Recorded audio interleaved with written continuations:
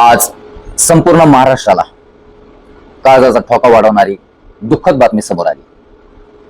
महाराष्ट्राच्या राजकीय वर्तुळात नाही तर संपूर्ण देशातील देश पातळीवर राजकारणातील सर्वात मोठं व्यक्तिमत्व आणि सर्वात मोठं नाव, जे की हसतं खेळतं जीवन, भाषणातून ज्यांना विनोदी शैलीतून भाषण करून कार्यकर्त्यांचे जनसामान्यांचे मन जिंकतात आणि हसतं खेळतं नेतृत्व, उपमुख्यमंत्री डिप्टी सीएम महाराष्ट्राचे असणारे अजितदादा पवार यांच्या या दुःखद बातमीनंतर संपूर्ण महाराष्ट्र आज हळहळ व्यक्त करतोय। बारामतीवर आलेलं हे दुःखाचं डोंगर, मोठं संकट कशानेच आज भरून निघणार नाही। आणि नुकतंच त्यांनी यावर्षी बीड जिल्ह्याचं पालकमंत्रीपद देखील स्वीकारलं होतं आणि बारामती सारखा विकास मी बीड जिल्ह्याचा करून दाखवेल असा शब्द दिला होता। आणि आता इलेक्शन नुकतेच पार पडले होते, परंतु याच घडामोडीमध्ये याच धावपळीतून एक अत्यंत दुःखद बातमी समोर आली, ते म्हणजे डिप्टी सीएम अजितदादा पवार यांचं अपघाती दुर्दैवी मृत्यू।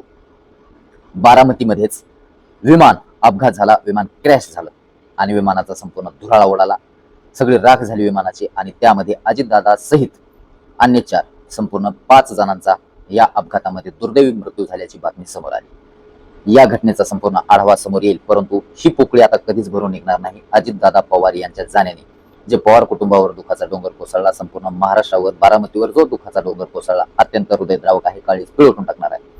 अजितदादा पवार यांना या घटनेनंतर ज्यांना ज्यांना ही बातमी समजली त्यांचा विश्वासच बसना गेला या घटनेवरती की ही खरंच घडलंय का। विश्वास बसना, अजितदादा पवार या आता जगामध्ये राहिले नाहीत। ही बातमी ऐकून देखील कोणाचा आता विश्वास बसत नाही, इतकी दुःखद घटना समोर आली। अजितदादा पवार यांना जड अंतकरणाने भावपूर्ण श्रद्धांजली अर्पण करतो। खूप दुर्दैवी घटना आज महाराष्ट्राला सामना करायला समोर आलेली आहे।